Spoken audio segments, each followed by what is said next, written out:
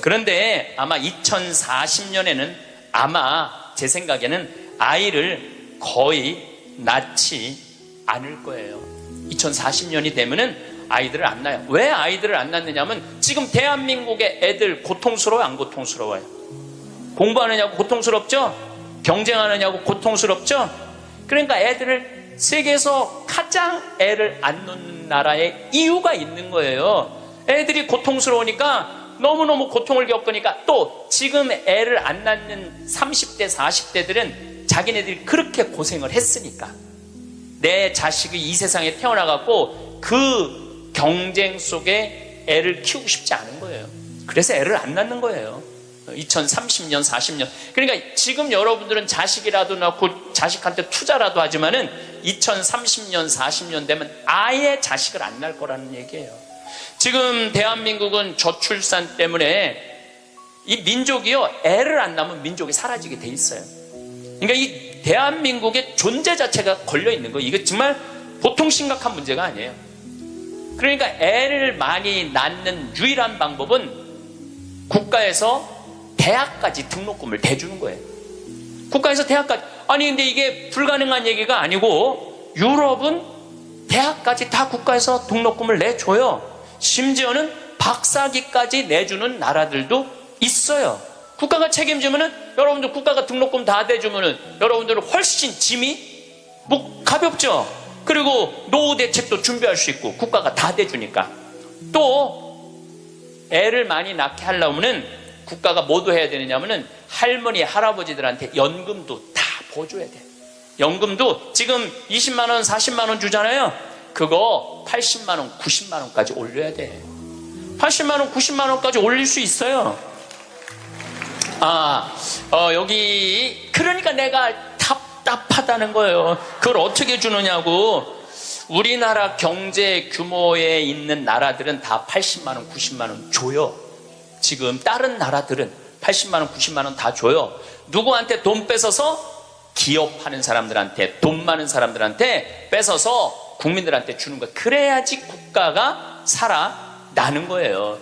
얼마 전에 하와이에서 우리 할머니들 25분이 평창으로 1박 2일 피정으로 왔어요. 피정하고 그 다음에 어디로 가? 제주도로 가서 전주로 갔다가 서울 가서 다시 하와이로 간대요. 그러면은 그 할머니들이 그렇게 비행기 값 내고 그렇게 뭐 일주일, 2주일 한국에 여행 오는 이유가 뭐냐면, 하와이는 다른 미국보다, 하와이하고 알래스카는 연금을 많이 줘요. 거의 90만 원, 100만 원, 뭐 110만 원까지 준다고 그러는 것 같아요, 하와이는. 근데 이 할머니들이 돈을 안 쓰고 가만히 있어갖고 통장에 3만 달러가 넘잖아요. 그러면 다음에 연금을 줄여요. 이 할머니는 돈이 필요 없나 보다. 그래갖고 연금을 줄여. 그러니까 이 할머니들은 돈이 나오면 그거 모아갖고 다 써야 돼. 근데 미국에 간 우리나라 하와이 할머니들도 이제 똑똑해갖고, 그런 할머니들도 있지만 자식들한테 돈 안 줘요. 그거 다 써갖고 다 써.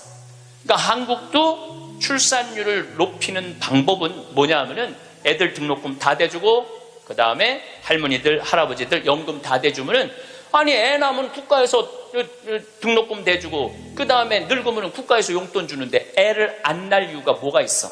이번 강의의 주제는 변화의 도전이라는 주제로 강의를 하도록 하겠습니다.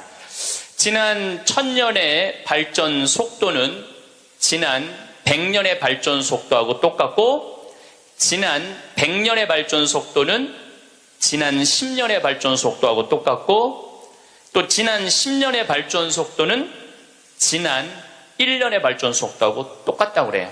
또 지난 1년의 발전 속도는 지난 3개월의 발전 속도하고 똑같다고 그래요.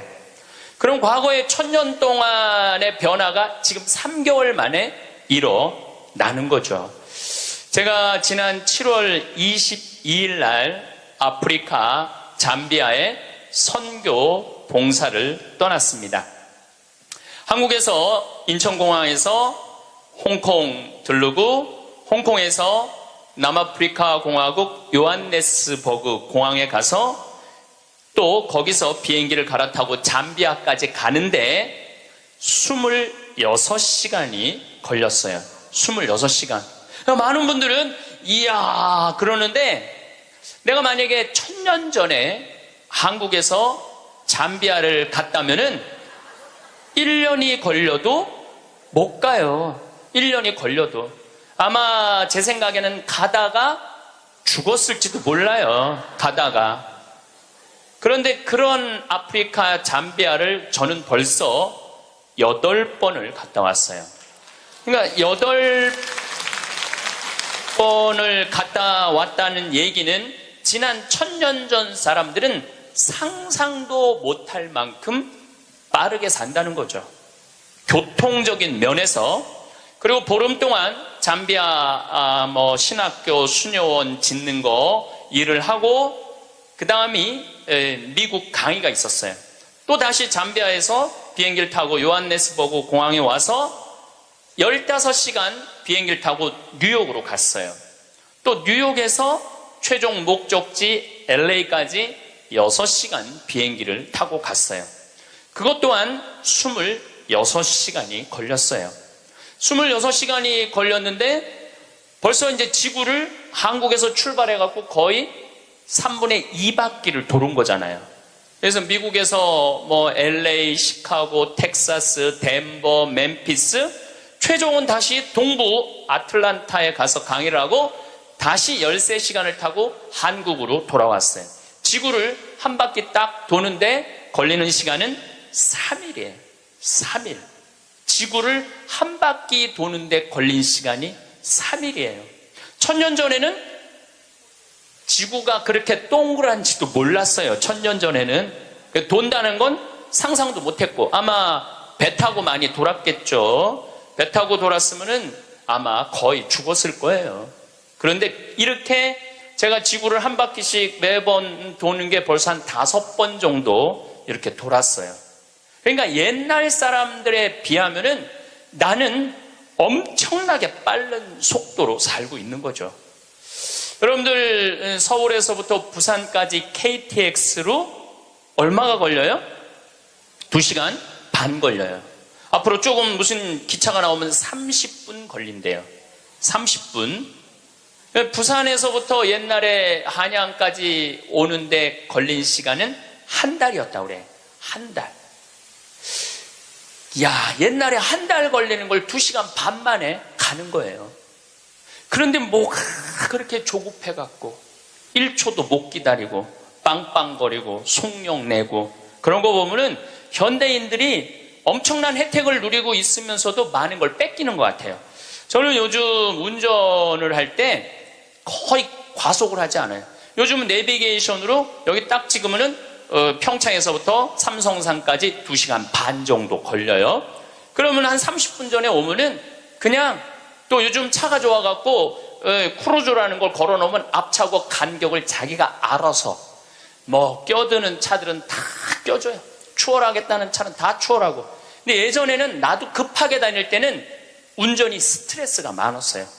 근데 껴줄 거 다 껴주고 양보할 거 다 양보하고 그냥 앞차 따라오니까 운전이 그렇게 편안하더라고요. 여러분들도 너무 급하게 살지 마세요. 급하게 안 살아도 옛날 사람들보다는 제가 보기엔 1000배 빨리 살고 있는 거예요. 급할 게 하나도 없더라고요. 근데 교통보다 더 무서운 변화가 있어요. 교통보다. 통신이에요. 통신. 1960년대는 여러분들 집에 무슨 전화기가 있었죠? 돌리는 다이얼 전화기가 있었죠? 네. 1970년대 후반, 80년대 막 초에 들어서서는 뭐가 있냐면 누르는 전화기가 나왔어요. 그리고 80년대 중반에는 집안에서 무선 전화기가 있었어요.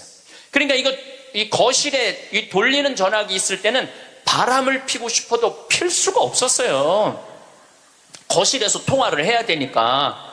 근데 이거는 뭐 화장실에 가서 들고 가서 해도 되고 그러니까 이 세상이 변하기 시작한 거죠. 1980년대 말은 드디어 우리가 알고 있는 휴대폰이 나왔어요. 휴대폰이. 이제 집 밖에서도 전화를 할 수 있는 세상이 된 거죠. 그리고 우리나라에서는 각각 나라마다 다르는데 2009년에 본격적으로 스마트폰이 나왔어요.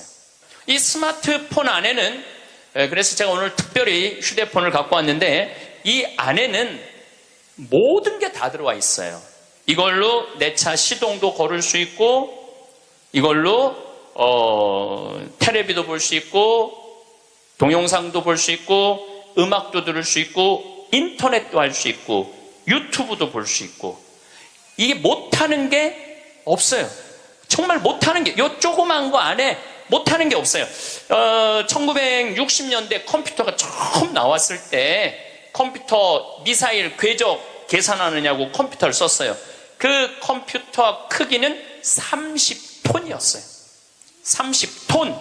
그러니까 이 앞에 앉아 계신 여러분들 그런데 그거보다도 이게 성능이 더 좋아요.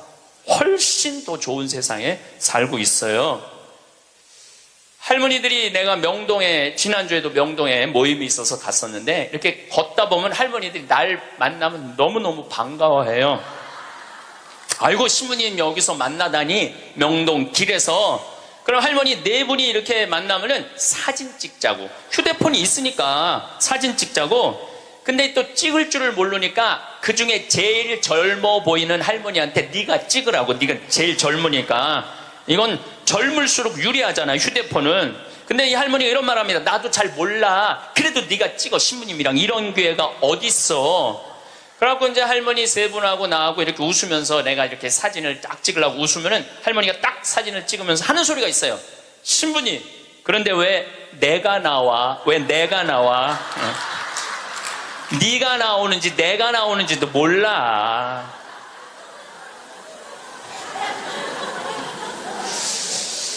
요즘 애들은 태어나면서부터 어떻게 태어나는 줄 아세요?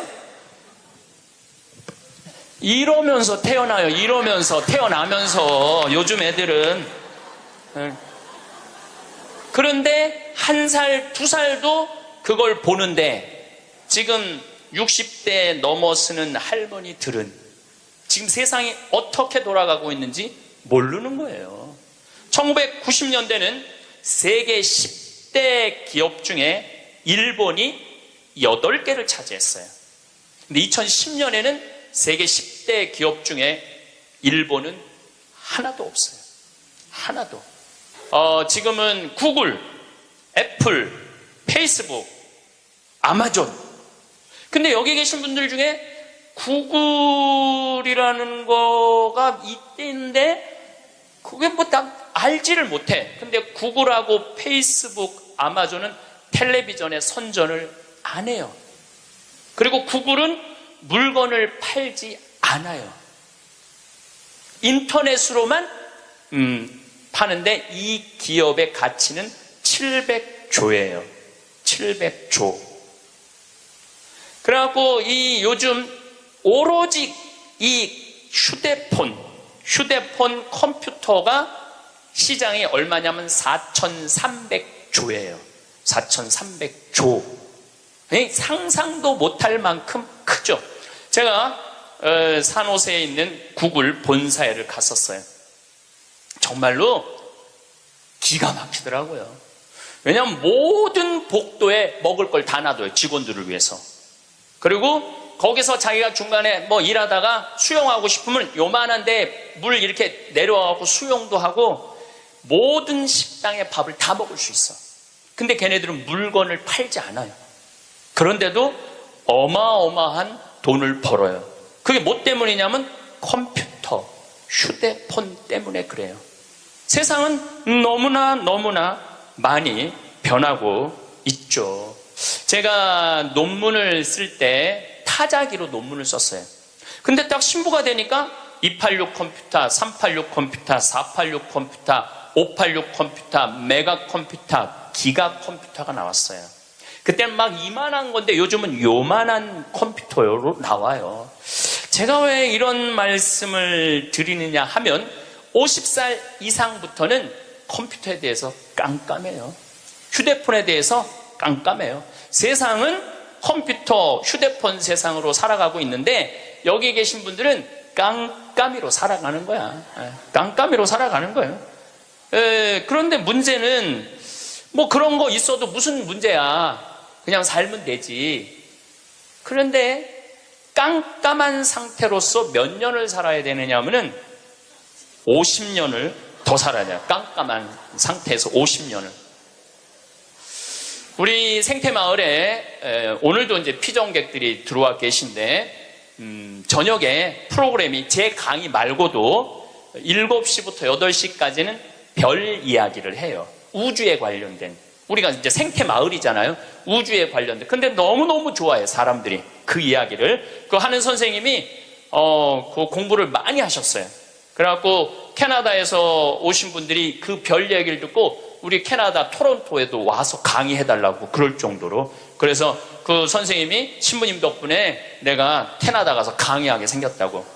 그리고 8시부터는 이번에 7월 1일 날 주교님께서 우리 생태마을에 많은 피정객들이 오니까 시카고 대학에서 상담 심리 박사학위를 딴 신부님을 보내주셨어요. 이 신부님은 8시부터 9시까지 무슨 프로그램을 하느냐면 별별 이야기를 해요. 별별 이야기를 다 해보자 이거야. 별별 이야기를. 그래서 이제 뭐 마음이 답답한 분들이 원두막에 모닥불 펴놓고 이야기를, 원래는 1시간 하는데 대개 2시간에서 2시간 반 한대요. 근데 할머니 한 분이 별별 이야기를 하는데 이 할머니 하는 말이 그 신부님한테, 신부님, 나는 일생 남 피해 준 적도 없고 죄 진 적도 없고 신앙생활 열심히 했다는 거예요. 난 정말 부끄럽지 않게 살았는데 며느리가 어느 날 갑자기 자기를 보더니 야인년아 그러더래요. 야인년아, 야인년아. 내가 무슨 죄를 졌다고 며느리한테 그 소리를 들어야 되느냐고. 나는 억울해 죽겠다고 1시간 반을 하소연을 하더래요. 내가 그 얘기를 듣고 우리 상담 소장 신부님한테 그랬어요. 그 할머니가 정말로 모르는 게 하나 있다. 그 할머니가 정말로 잘못한 거는 안 죽고 오래 사는 게 잘못한 거다. 그 할머니의 잘못은 안 죽은 거다. 안 죽은 거. 옛날에는 집안에 그 장수하는 어르신이 있으면 집안의 가문의 자랑이었어요. 근데 참 재미난 설문조사가 있었어요. 명문대학교에, 요 근처에 있는 명문대학교 학생들한테, 명문대학 학생들한테 물어봤어요. 10년 전에 부모님이 몇 살까지 살기를 원하느냐고. 근데 10년 전에 명문대학 학생들이 답을 했는데 65세. 부모님이 65세까지 살았으면 좋겠다는 거예요. 근데 또 5년 후에 또 조사를 해봤어. 똑같은 신입생들한테 부모님들이 몇 년 더 살았으면 좋겠느냐고. 그랬더니 5년 전에는 63세로 줄어들었어요. 부모님이 63세까지 살았으면 좋겠다는 거예요. 근데 얼마 전에 또 똑같은 설문조사를 신입생들한테 했더니 몇 살까지 살았으면 좋겠냐고 그랬더니 60살까지 살았으면 좋겠다는 거예요. 다시 말해서 여기 계신 여러분들은 다 죽어야 돼. 애들의 바람이라면은 다 죽어야 돼. 그런데 부모님 생각하고 자식 생각하고는 너무너무 다른 거예요. 부모님은 손자도 보고 싶고 증손자도 보고 싶고, 그런데 자식들은 다 키웠고 할 일 다 했으니까 죽어라 이거예요. 죽어라. 제가 왜 비행기 얘기도 하고 휴대폰 얘기도 했느냐 하면 세상은 너무나 많이 변하고 있어요. 그런데 누가 세상의 변화를 못 읽느냐 하면 여기 계신 50대, 60대, 70대 되신 분들이 세상이 어떻게 돌아가는지 모르고 있는 거예요. 그게 큰 문제라는 거예요. 그걸 세상이 돌아가는 걸 알면 대처를 할 텐데 세상 돌아가는 거에 대해서 알지를 못하니까 야인년아 이 소리를 듣는 거예요. 그러니까 여러분들 며느리한테 야인년아라는 소리 안 들으려면 어떻게 하면 좋아? 아니지, 죽으라는 얘기가 아니야. 죽으라는 얘기가 아니라 자식하고 같이 살 생각을 처음부터 하지 말아야죠. 왜 자식하고 같은 집에서 살아요? 그러니까 그런 마음으로 인생을 바라봐야 된다는 거예요. 그런데 아마 2040년에는 아마 제 생각에는 아이를 거의 낳지 않을 거예요. 여러분들, 내가 조금 전에 교도소 아주 굉장히 높은 분을 만나고 왔는데 교도소에 죄수 한 명 1년에 돌보는데 들어가는 돈이 2,500만 원이래. 2,500만 원. 일주일에 한 번씩 고기 80년대부터 나왔대. 그리고 요즘 보리가 비싸갖고 다 쌀밥 준대. 다 쌀밥 준대. 보리가 비싸갖고. 그러면은 2,500만 원을 들여갖고 그 사람들을 감옥에다가 집어 넣는 게 낫느냐? 그 사람들 한 달에 200만 원씩 줘가면서 이 세상에서 건강하게 사느냐? 그게 어디가 좋을 것 같아요? 뭐가 좋을 것 같아? 세상에 나와갖고 한 달에 200만 원씩 국가가 줘갖고 쓰는 게 나라 경제에도 도움이 되는 거예요. 우리가 이 자본주의 국가, 민주주의 국가에서 돈을 아낀다고 이게 국가가 돌아가는 게 아니에요. 옛날에 못 먹고 못 살 때는 아껴야지. 근데 지금 대한민국은 돈이 흘러 넘쳐요. 돈이 흘러 넘쳐요. 이거를 골고루 온 국민들한테 다 보내야 돼. 근데 첫 번째 보내는 건 교육비 전액 국가가 부담하는 거예요. 두 번째는 할머니, 할아버지들 국가가 책임지는 거예요. 그러면은 나라는 잘 돌아가게 있어요. 죄도 없어지고 범죄도 없어지고. 학교는 그럼 어떻게 해야 되느냐? 학교 가서는 공부 가르치면 안 돼요. 경쟁을 가르치면 안 되고 사랑하는 방법, 이웃을 배려하는 방법, 협동하는 방법, 재미있게 사는 방법, 노래하고 춤추고 놀이를 가르치면은 대한민국은 정말로 행복한 나라가 될 거예요. 근데 우리는 경쟁만 앞세우는 거예요. 1등만 앞세우는 거예요. 그래서 애들이 참 착하잖아요. 그리고 순한 애들한테 뭐라 그러냐면 너 그렇게 착해 빠져갖고 어떻게 이 세상을 살라고 그래. 너 독하게 마음 먹고 살아야 돼, 세상. 그러니까 계속 독해라고 그러니까 애들이 중학교, 고등학교만 되면 독해져 있어, 애들이. 독해져 있어요. 이게 지금 대한민국이 뭐가 잘못된 거죠. 이제 앞으로 20년, 30년 후에는 우리가 굳이 공장에 가서 일하지 않아도 돼요. 왜냐하면 누가 다 할 거냐면 로봇가 다 해요. 그러면은 앞으로 20년, 30년 후에 대한민국이 행복하려면 어떻게 해야 되냐면 국민들이 뭐에 정통해야 되냐면 인문학에 정통해야 돼. 인문학이라는 건 뭐냐면은 인간의 가치는 뭐고 어떻게 살아야 되고 어떻게 잘 죽어야 되고 그 높은 정신적인 수준이 있으면은 서로 나누고 사는데 별 문제가 없다는 거예요. 앞으로는 컴퓨터가 우리 반 이상은 해요. 우리 살아가는 거 반 이상은 컴퓨터가 해요. 지난번에 알파고하고 우리 이세돌하고 바둑둔 거 아시죠? 네. 4승 1패. 알파고가 4승 1패 했어요. 이세돌이 1승을 했어. 유일한 1승이에요. 커제는 세계 바둑 1위 커제는 3전 3패. 근데 놀라운 건 알파고가 뭐라고 그랬냐면 인공지능 컴퓨터 얘기하는 거예요. 뭐라고 그랬냐면 이제는 인간하고 더 이상 바둑은 두지 않는다. 수준이 떨어져 갖고 더 이상 바둑은 두지 않는다는 거예요. 인간하고. 왜냐하면 자기 학습을 하거든. 자기 학습. 여러분들 요즘 로보 어드바이저라고 있어요. 로보 어드바이저. 이게 뭐냐면은 주식 투자할 때 이 로보 어드바이저한테 내 거 좀 투자 좀 해달라고 그러면 얘가 투자하는 거야. 근데 이 로보 어드바이저가 투자를 하면은 평균 수익률이 3에서 5%래요. 거의 돈을 날리는 경우는 없대. 그러니까 사람이 분석하는 것보다 누가 분석하는 게 커? 로봇가 분석하는 게 큰 거예요. 그러니까 이 세상이 완전히 새로운 세상으로 넘어가는 거죠. 우리 주위에는 누구라는 인공지능 컴퓨터가 이제 들어왔어요. 우리 집에. 누구라는? 얘가 뭐를 하느냐면 영화도 보여주고 음악도 틀어주고 에어컨도 틀어주고 은행 업무도 봐줘요. 기가 막힌 거예요. 대화도 해주고 주인님 일어나시라고 그러고. 그러니까 이제는 앞으로는 제가 보기엔 2040년에 가면은 결혼도 하지 않을 거예요. 결혼도. 아이를 안 낳는 게 문제가 아니라 아예 결혼을 하지 않을 거예요. 미국에서는 이제 2040년에 뭐가 나왔느냐면 성생활하는 로봇가 나왔어요. 2009년에 라스베가스에서 로봇 전시회를 했는데 록시라는 여자 컴퓨터가 나왔어요. 근데 키가 1m 70, 몸무게가 54kg. 그리고 이 고무 합성 재질로 해갖고 만지면은 여자 피부 만지는 기분이 들어요. 근데 문제는 얘는 오르가즘도 느끼는 거예요. 그러니까 굳이 이제 결혼 안 해도 돼. 아니 왜 굳이 머리 복잡한 여자하고 살아? 아니 같이 잠자리도 해주는 로봇 록시가 나왔는데, 근데 이게 가격이 얼마냐면 1,000만 원이야. 1,000만 원. 근데 앞으로 싸기도 싸죠. 싸요.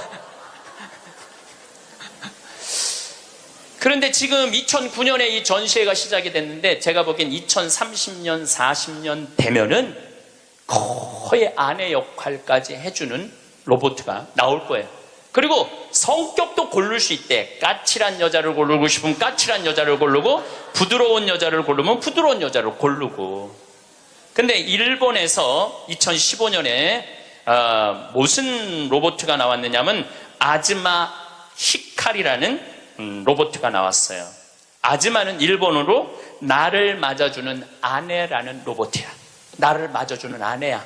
근데 놀라운 거는 이 아즈마는 취미는 애니메이션 감상이고 특기는 계란 후라이 만들기예요. 좋아하는 음식은 도너츠예요. 벌레를 매우 두려워하지만 열심히 일하는 사람을 위해서는 무엇이든지 도와주는 영웅의 여자야. 이 여자는 아침에 여보 일어나요, 출근해야죠, 남편을 깨워요. 그리고 남편이 저녁에 나 몇 시에 퇴근할 거야, 그럼 날이 더우면 에어컨을 틀어놔요. 목욕물도 데워놔요. 이 로봇은 당연히 성생활도 같이 해주는 로봇이죠. 세상이요, 여러분들이 근데 문제는 이 꼴 저 꼴 안 보고 죽으면 되는데 그 모든 꼴을 다 봐야 돼. 근데 그게 어떤 건지도 모르고 우리는 살아가는 경우가 너무 많아요. 이 록시를 만든 개발자의 최종 목표는 섹스를 넘어서서 실질적인 동반자의 여자를 만드는 게 최종 목표예요. 그러니까 단순히 상담도 고민도 위로도 해주는 거죠. 2040년이 되면은 어떤 로봇가 나오느냐면은 벌써 이제 감정을 느끼기 시작한다고 그래요. 감정을 느끼는 로봇가 나온대요.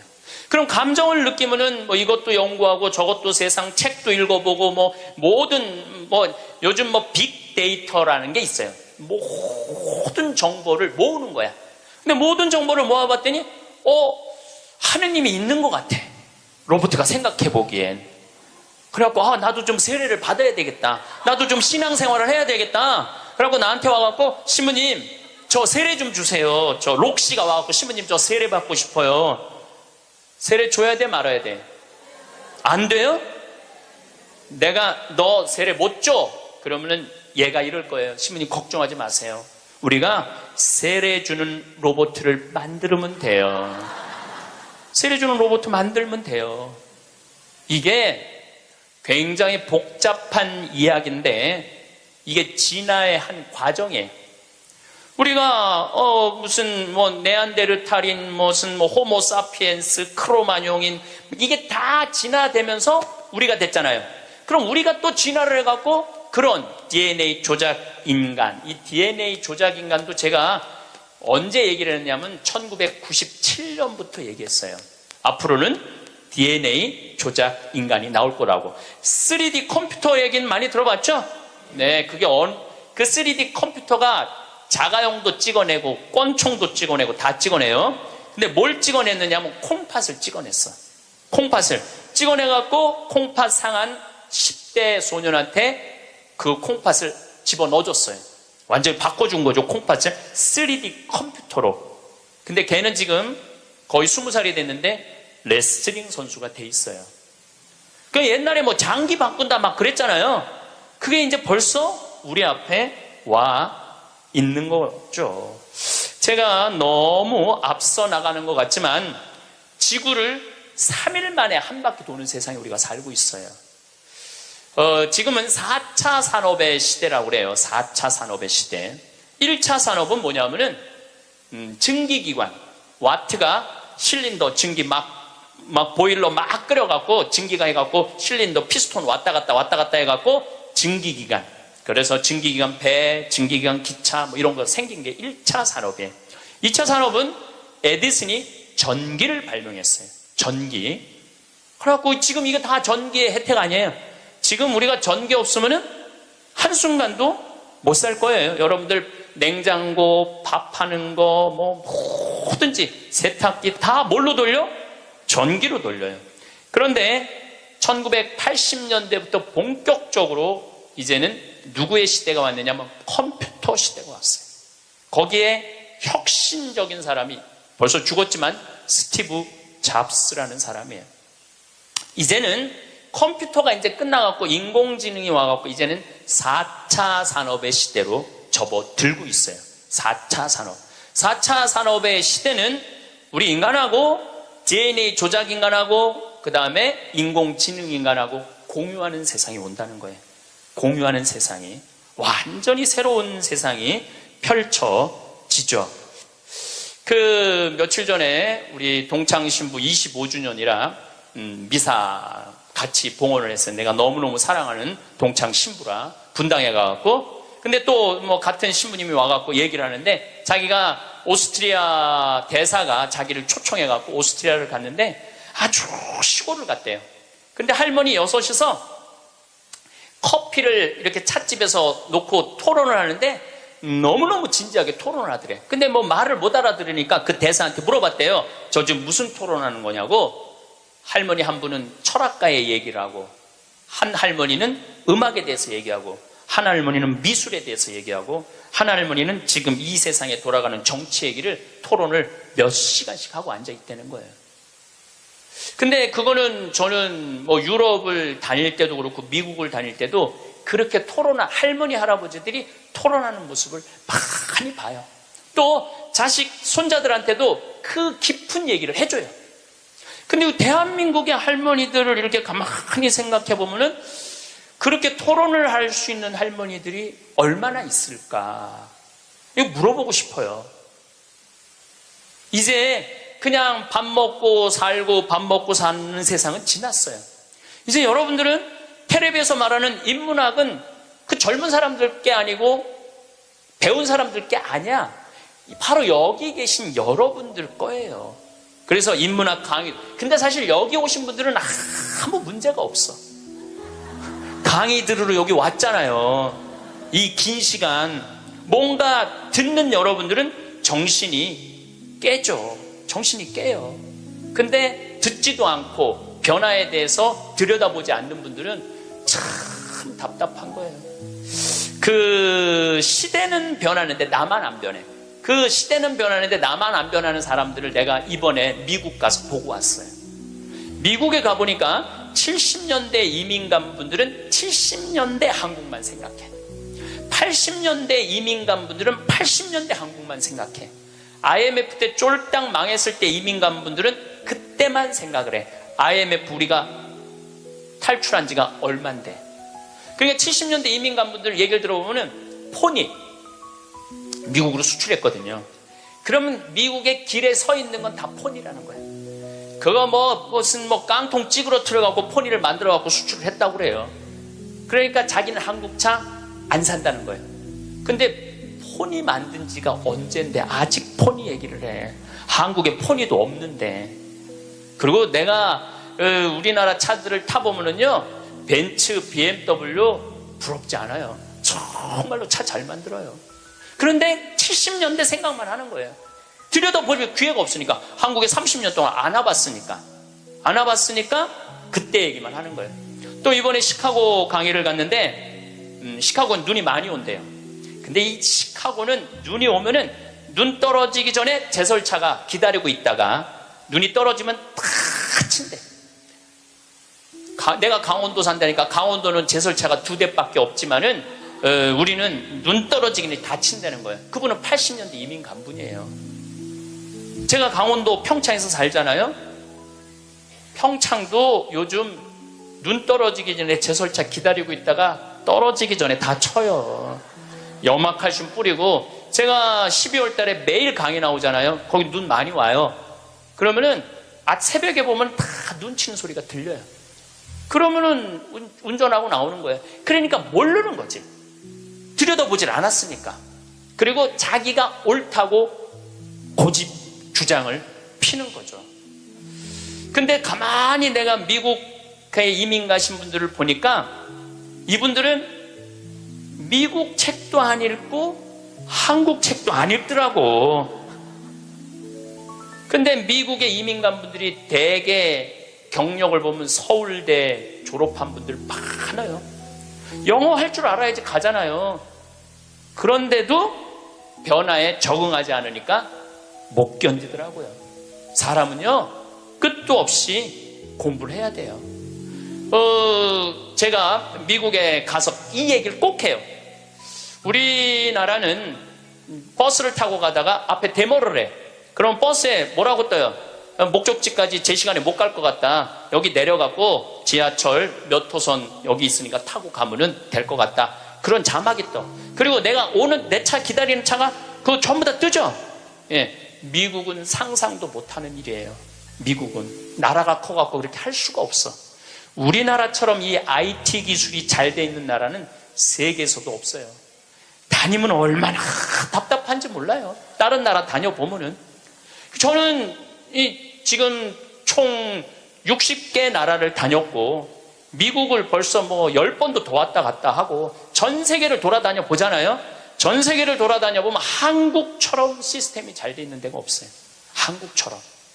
요즘 이제 동계올림픽 한다고 영동고속도로 고속도로를 다시 깔았거든요.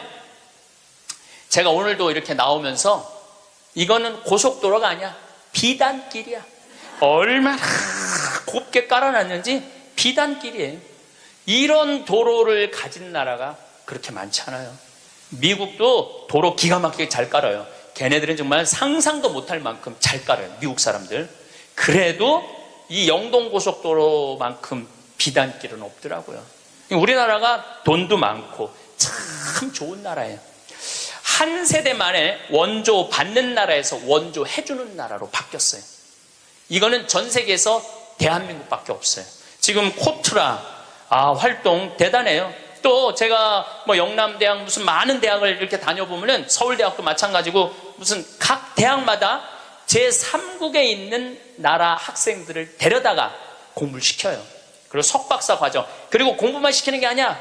활동비, 생활비, 뭐 전세비 다 줘요. 그래갖고 여기서 공부하고 거기 가면은 집도 한 채 한대요. 그러니까 우리나라가 그렇게 지금 많이 도와주고 있는 나라예요. 원조 받는 나라에서 원조 해주는 나라로 바뀐 대단한 나라예요.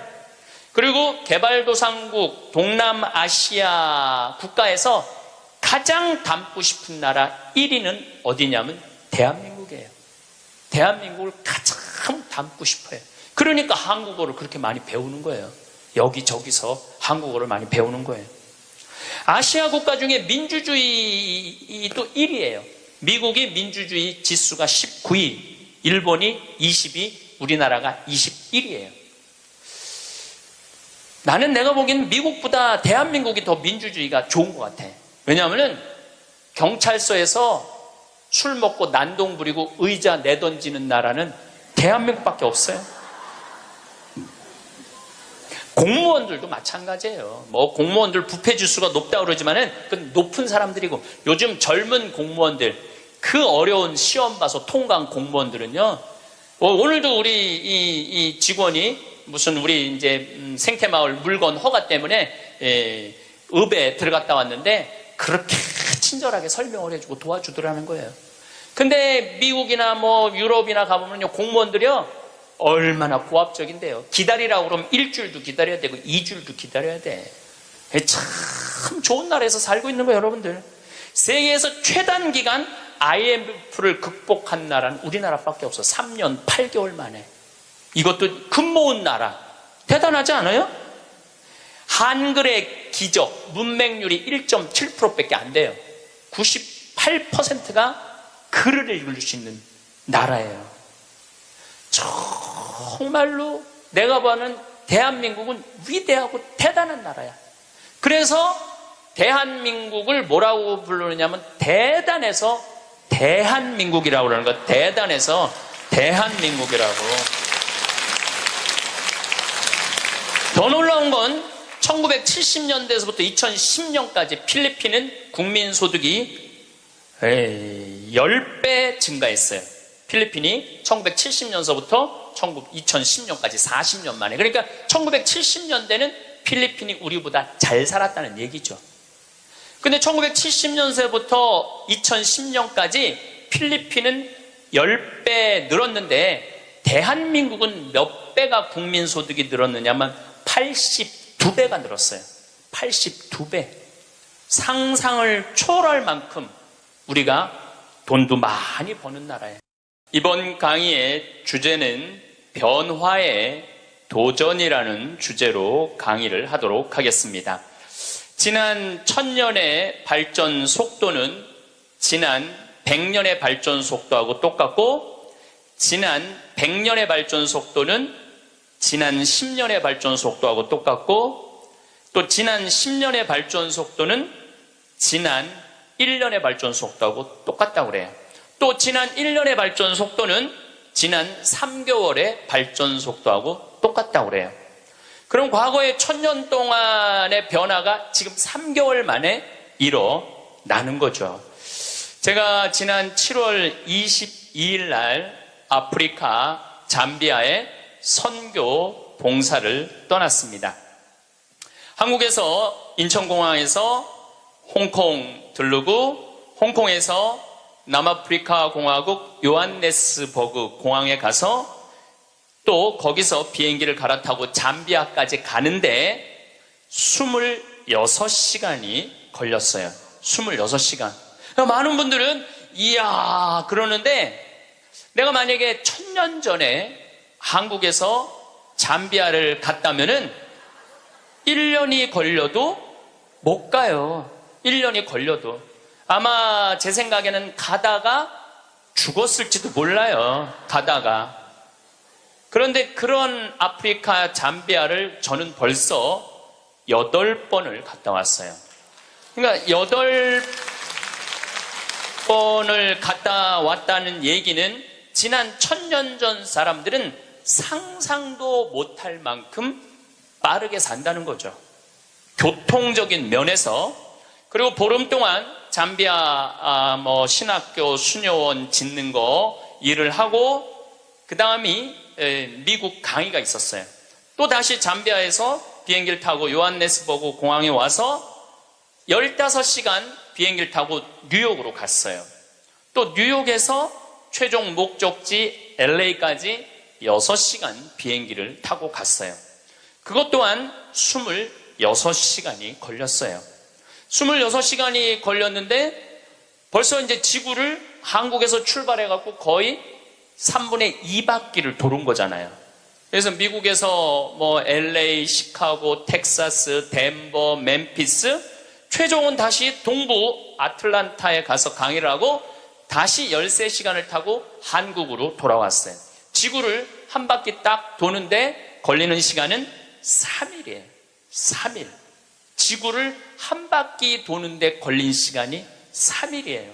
1000년 전에는 지구가 그렇게 동그란지도 몰랐어요. 1000년 전에는. 돈다는 건 상상도 못했고, 아마 배 타고 많이 돌았겠죠. 배 타고 돌았으면은 아마 거의 죽었을 거예요. 그런데 이렇게 제가 지구를 한 바퀴씩 매번 도는 게 벌써 한 5번 정도 이렇게 돌았어요. 그러니까 옛날 사람들에 비하면은 나는 엄청나게 빠른 속도로 살고 있는 거죠. 여러분들 서울에서부터 부산까지 KTX로 얼마가 걸려요? 2시간 반 걸려요. 앞으로 조금 무슨 기차가 나오면 30분 걸린대요. 30분. 부산에서부터 옛날에 한양까지 오는데 걸린 시간은 한 달이었다고 그래. 한 달. 야, 옛날에 한 달 걸리는 걸 2시간 반 만에 가는 거예요. 그런데 뭐가 그렇게 조급해갖고 1초도 못 기다리고 빵빵거리고 속욕 내고 그런 거 보면은 현대인들이 엄청난 혜택을 누리고 있으면서도 많은 걸 뺏기는 것 같아요. 저는 요즘 운전을 할 때 거의 과속을 하지 않아요. 요즘은 내비게이션으로 여기 딱 찍으면은 평창에서부터 삼성산까지 2시간 반 정도 걸려요. 그러면 한 30분 전에 오면은 그냥 또 요즘 차가 좋아갖고 크루즈라는 걸 걸어놓으면 앞차고 간격을 자기가 알아서 뭐 껴드는 차들은 다 껴줘요. 추월하겠다는 차는 다 추월하고. 근데 예전에는 나도 급하게 다닐 때는 운전이 스트레스가 많았어요. 근데 껴줄 거 다 껴주고 양보할 거 다 양보하고 그냥 앞차 따라오니까 운전이 그렇게 편안하더라고요. 여러분들도 너무 급하게 살지 마세요. 급하게 안 살아도 옛날 사람들보다는 제가 보기엔 1000배 빨리 살고 있는 거예요. 급할 게 하나도 없더라고요. 근데 교통보다 더 무서운 변화가 있어요. 교통보다 통신이에요. 통신. 1960년대는 여러분들 집에 무슨 전화기가 있었죠? 돌리는 다이얼 전화기가 있었죠? 네. 1970년대 후반 80년대 막 초에 들어서서는 뭐가 있냐면 누르는 전화기가 나왔어요.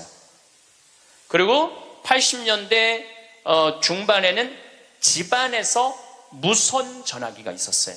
그러니까 이 거실에 이 돌리는 전화기 있을 때는 바람을 피고 싶어도 필 수가 없었어요. 거실에서 통화를 해야 되니까. 근데 이거는 뭐 화장실에 가서 들고 가서 해도 되고 그러니까 이 세상이 변하기 시작한 거죠. 1980년대 말은 드디어 우리가 알고 있는 휴대폰이 나왔어요. 휴대폰이.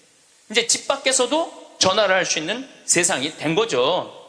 그리고 우리나라에서는 각각 나라마다 다르는데 2009년에 본격적으로 스마트폰이 나왔어요. 이 스마트폰 안에는, 그래서 제가 오늘 특별히 휴대폰을 갖고 왔는데 이 안에는 모든 게 다 들어와 있어요. 이걸로 내 차 시동도 걸을 수 있고, 이걸로 텔레비도 볼 수 있고, 동영상도 볼 수 있고, 음악도 들을 수 있고, 인터넷도 할 수 있고, 유튜브도 볼 수 있고. 이게 못하는 게 없어요. 정말 못하는 게, 요 조그만 거 안에 못하는 게 없어요. 1960년대 컴퓨터가 처음 나왔을 때 컴퓨터 미사일 궤적 계산하느냐고 컴퓨터를 썼어요. 그 컴퓨터 크기는 30톤이었어요. 30톤. 그러니까 이 앞에 앉아 계신 여러분들 그런데 그거보다도 이게 성능이 더 좋아요. 훨씬 더 좋은 세상에 살고 있어요. 할머니들이 내가 지난주에도 명동에 모임이 있어서 갔었는데 이렇게 걷다 보면 할머니들이 날 만나면 너무너무 반가워해요. 아이고 신부님 여기서 만나다니 명동 길에서. 그럼 할머니 4분이 이렇게 만나면은 사진 찍자고. 휴대폰이 있으니까 사진 찍자고. 근데 또 찍을 줄을 모르니까 그 중에 제일 젊어 보이는 할머니한테 네가 찍으라고. 네가 제일 젊으니까. 이건 젊을수록 유리하잖아 휴대폰은. 근데 이 할머니가 이런 말 합니다. 나도 잘 몰라. 그래도 네가 찍어 신부님이랑. 이런 기회가 어딨어. 그래갖고 이제 할머니 3분하고 나하고 이렇게 웃으면서 내가 이렇게 사진을 딱 찍으려고 웃으면은 할머니가 딱 사진을 찍으면서 하는 소리가 있어요. 신부님, 그런데 왜 내가 나와? 왜 내가 나와? 네가 나오는지 내가 나오는지도 몰라.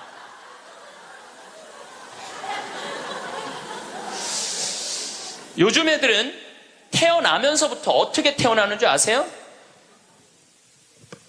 이러면서 태어나요. 이러면서 태어나면서 요즘 애들은. 그런데 1살, 2살도 그걸 보는데 지금 60대 넘어서는 할머니들은 지금 세상이 어떻게 돌아가고 있는지 모르는 거예요. 1990년대는 세계 10대 기업 중에 일본이 8개를 차지했어요. 근데 2010년에는 세계 10대 기업 중에 일본은 하나도 없어요. 하나도. 지금은 구글, 애플, 페이스북, 아마존. 근데 여기 계신 분들 중에 구글이라는 거가 있는데 그게 뭐 딱 알지를 못해. 근데 구글하고 페이스북, 아마존은 텔레비전에 선전을 안 해요. 그리고 구글은 물건을 팔지 않아요. 인터넷으로만 파는데 이 기업의 가치는 700조예요. 700조.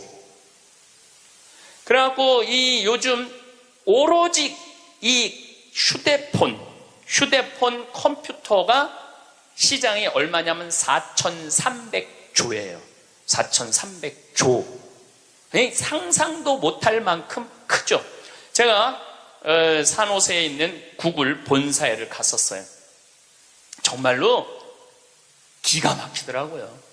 왜냐하면 모든 복도에 먹을 걸 다 놔둬요. 직원들을 위해서.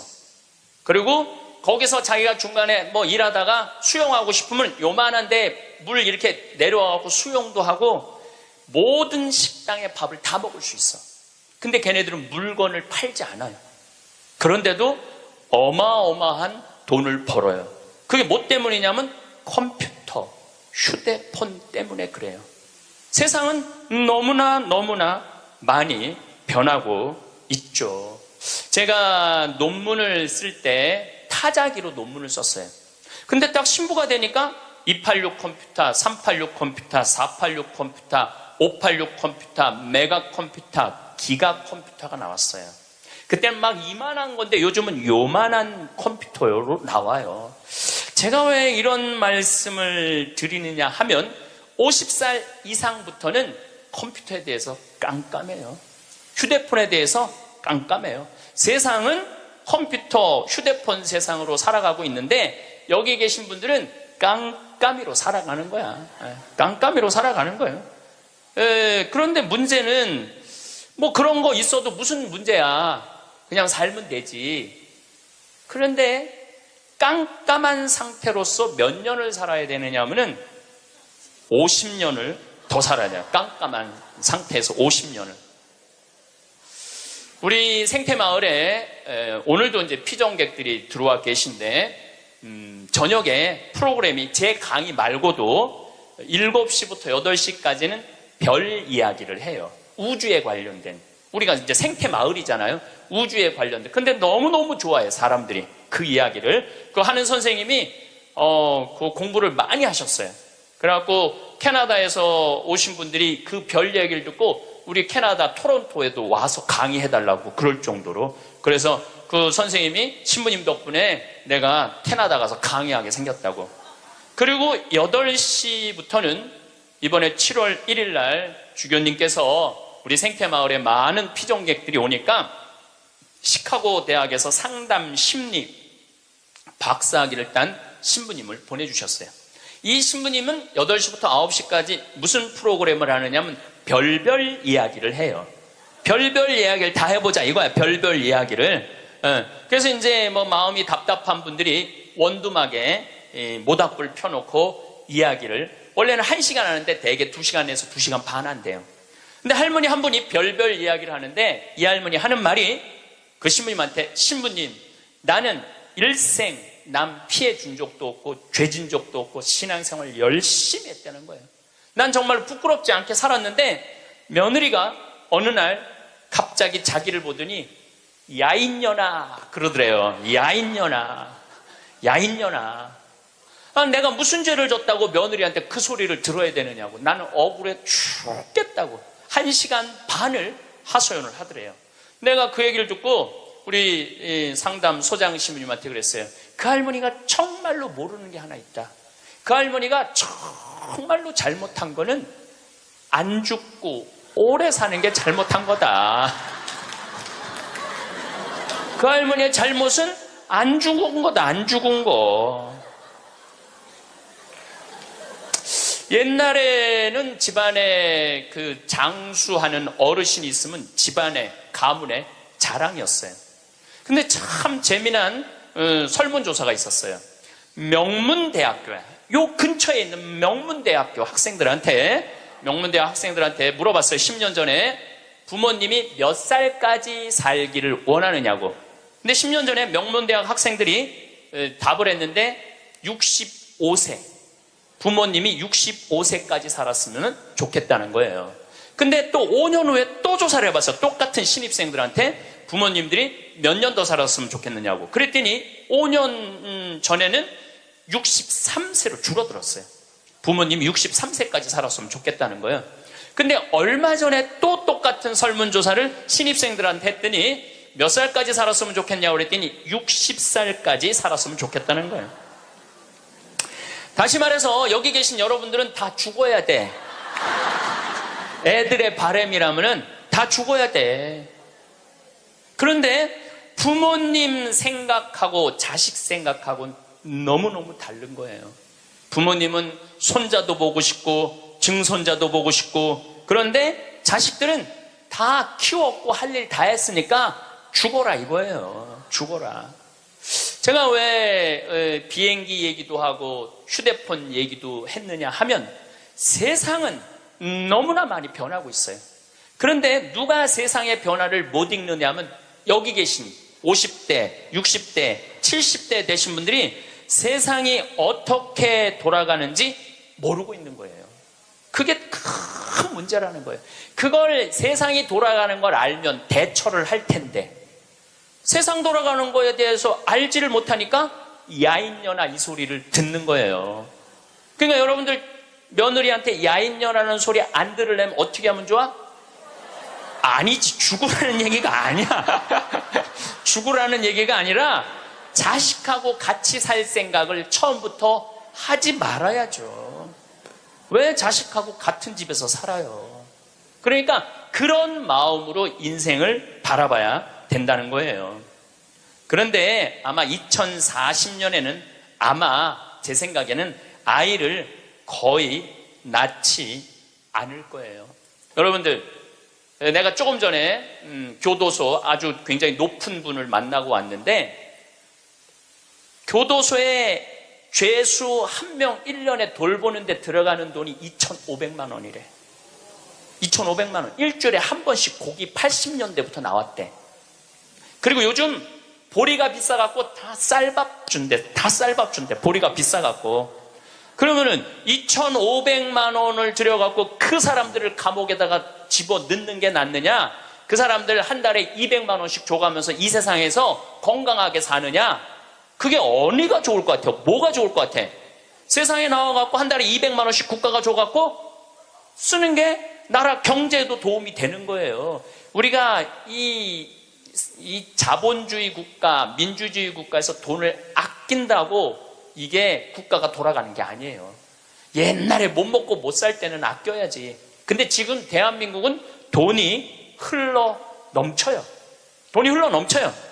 이거를 골고루 온 국민들한테 다 보내야 돼. 근데 첫 번째 보내는 건 교육비 전액 국가가 부담하는 거예요.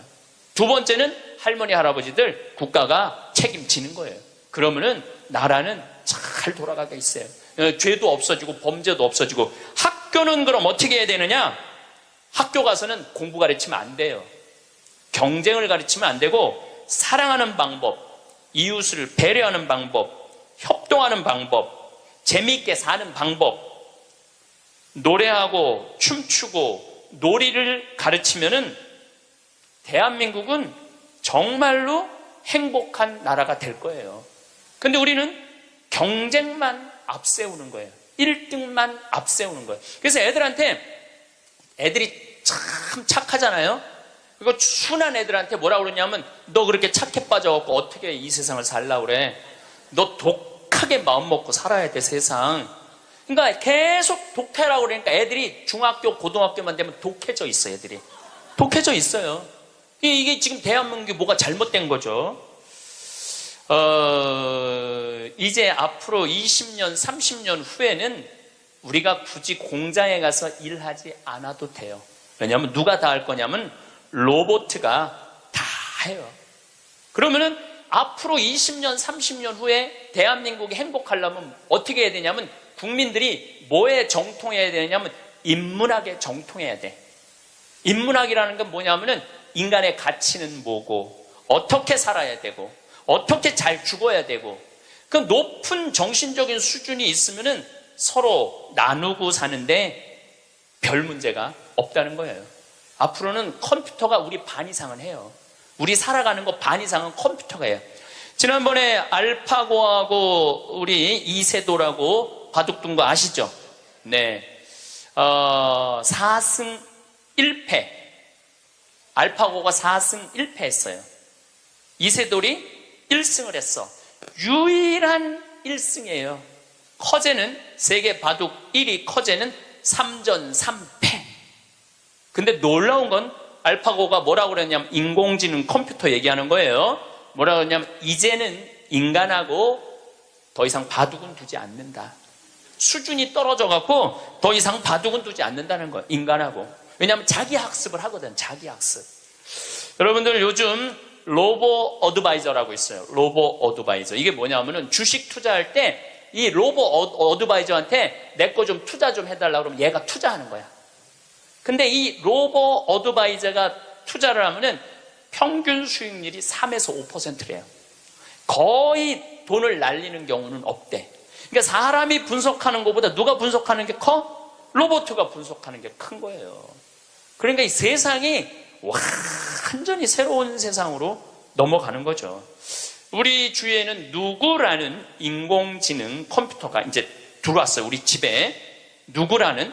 얘가 뭐를 하느냐면 영화도 보여주고 음악도 틀어주고 에어컨도 틀어주고 은행 업무도 봐줘요. 기가 막힌 거예요. 대화도 해주고 주인님 일어나시라고 그러고. 그러니까 이제는 앞으로는 제가 보기엔 2040년에 가면은 결혼도 하지 않을 거예요. 결혼도. 아이를 안 낳는 게 문제가 아니라 아예 결혼을 하지 않을 거예요. 미국에서는 이제 2040년에 뭐가 나왔느냐면 성생활하는 로봇가 나왔어요. 2009년에 라스베가스에서 로봇 전시회를 했는데 록시라는 여자 컴퓨터가 나왔어요. 근데 키가 1m 70, 몸무게 54kg. 그리고 이 고무 합성 재질로 해갖고 만지면은 여자 피부 만지는 기분이 들어요.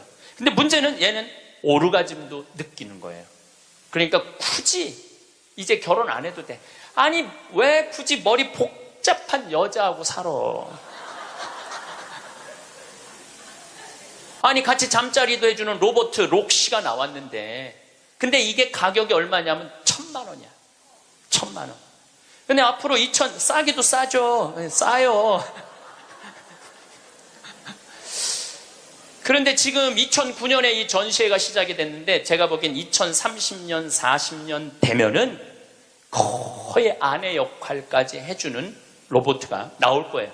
그리고 성격도 고를 수 있대. 까칠한 여자를 고르고 싶으면 까칠한 여자를 고르고 부드러운 여자를 고르면 부드러운 여자를 고르고. 근데 일본에서 2015년에 무슨 로봇가 나왔느냐면 아즈마 히카리라는 로봇가 나왔어요. 아즈마는 일본어로 나를 맞아주는 아내라는 로봇이야. 나를 맞아주는 아내야. 근데 놀라운 거는 이 아즈마는 취미는 애니메이션 감상이고 특기는 계란 후라이 만들기예요. 좋아하는 음식은 도너츠예요. 벌레를 매우 두려워하지만 열심히 일하는 사람을 위해서는 무엇이든지 도와주는 영웅의 여자야. 이 여자는 아침에 여보 일어나요. 출근해야죠. 남편을 깨워요. 그리고 남편이 저녁에 나 몇 시에 퇴근할 거야. 그럼 날이 더우면 에어컨을 틀어놔요. 목욕물도 데워놔요. 이 로봇은 당연히 성생활도 같이 해주는 로봇이죠. 세상이요. 여러분들이 근데 문제는 이 꼴 저 꼴 안 보고 죽으면 되는데 그 모든 꼴을 다 봐야 돼. 근데 그게 어떤 건지도 모르고 우리는 살아가는 경우가 너무 많아요. 이 록시를 만든 개발자의 최종 목표는 섹스를 넘어서서 실질적인 동반자의 여자를 만드는 게 최종 목표예요. 그러니까 단순히 상담도 고민도 위로도 해주는 거죠. 2040년이 되면은 어떤 로봇가 나오느냐면은 벌써 이제 감정을 느끼기 시작한다고 그래요. 감정을 느끼는 로봇가 나온대요. 그럼 감정을 느끼면은 뭐 이것도 연구하고 저것도 세상 책도 읽어보고 모든 요즘 빅데이터라는 게 있어요. 모든 정보를 모으는 거야. 근데 모든 정보를 모아봤더니 하느님이 있는 것 같아. 로봇가 생각해 보기엔. 그래갖고 나도 좀 세례를 받아야 되겠다. 나도 좀 신앙생활을 해야 되겠다. 그래갖고 나한테 와갖고 신부님 저 세례 좀 주세요. 저 록시가 와갖고 신부님 저 세례 받고 싶어요. 세례 줘야 돼 말아야 돼? 안 돼요? 내가 너 세례 못 줘. 그러면은 얘가 이럴 거예요. 신부님 걱정하지 마세요. 우리가 세례 주는 로봇을 만들면 돼요. 세례 주는 로봇 만들면 돼요. 이게 굉장히 복잡한 이야기인데 이게 진화의 한 과정이에요. 우리가 무슨 뭐 네안데르탈인 무슨 뭐 호모사피엔스 크로마뇽인 이게 다 진화되면서 우리가 됐잖아요. 그럼 우리가 또 진화를 해갖고 그런 DNA 조작 인간, 이 DNA 조작 인간도 제가 언제 얘기를 했냐면 1997년부터 얘기했어요. 앞으로는 DNA 조작 인간이 나올 거라고. 3D 컴퓨터 얘기는 많이 들어봤죠? 네, 그게 그 3D 컴퓨터가 자가용도 찍어내고 권총도 찍어내고 다 찍어내요. 근데 뭘 찍어냈느냐면 콩팥을 찍어냈어. 콩팥을 찍어내갖고 콩팥 상한 10대 소년한테 그 콩팥을 집어넣어줬어요. 완전히 바꿔준 거죠. 콩팥을 3D 컴퓨터로. 근데 걔는 지금 거의 20살이 됐는데 레슬링 선수가 돼 있어요. 그 옛날에 뭐 장기 바꾼다 막 그랬잖아요. 그게 이제 벌써 우리 앞에 와 있는 거죠. 제가 너무 앞서 나가는 것 같지만 지구를 3일 만에 한 바퀴 도는 세상에 우리가 살고 있어요.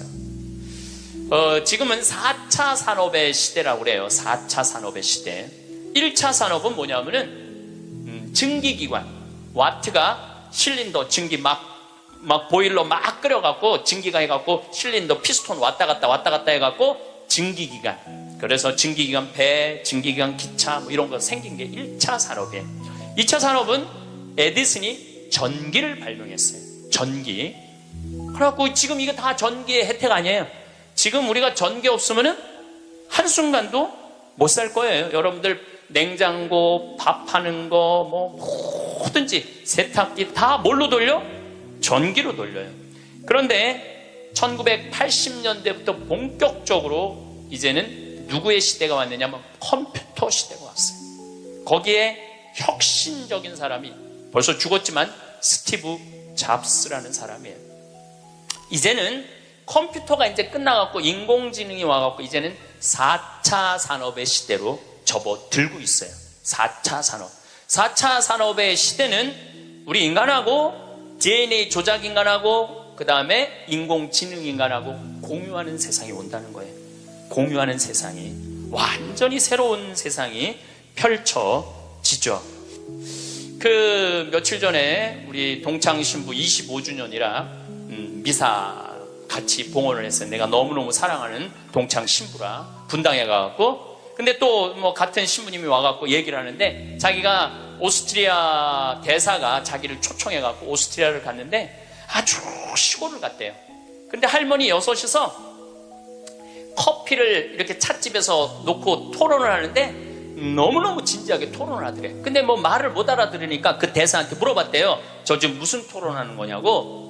할머니 한 분은 철학가의 얘기를 하고 한 할머니는 음악에 대해서 얘기하고 한 할머니는 미술에 대해서 얘기하고 한 할머니는 지금 이 세상에 돌아가는 정치 얘기를 토론을 몇 시간씩 하고 앉아있다는 거예요. 근데 그거는 저는 뭐 유럽을 다닐 때도 그렇고 미국을 다닐 때도 그렇게 할머니 할아버지들이 토론하는 모습을 많이 봐요. 또 자식 손자들한테도 그 깊은 얘기를 해줘요. 근데 대한민국의 할머니들을 이렇게 가만히 생각해 보면은 그렇게 토론을 할 수 있는 할머니들이 얼마나 있을까? 이거 물어보고 싶어요. 이제 그냥 밥 먹고 살고 밥 먹고 사는 세상은 지났어요.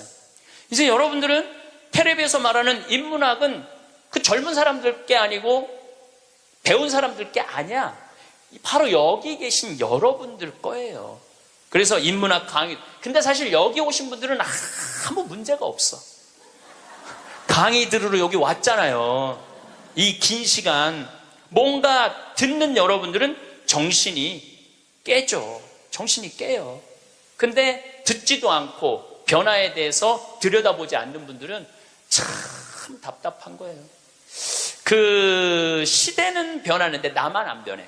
그 시대는 변하는데 나만 안 변하는 사람들을 내가 이번에 미국 가서 보고 왔어요. 미국에 가보니까 70년대 이민 간 분들은 70년대 한국만 생각해. 80년대 이민 간 분들은 80년대 한국만 생각해. IMF 때 쫄딱 망했을 때 이민 간 분들은 그때만 생각을 해. IMF 우리가 탈출한 지가 얼만데.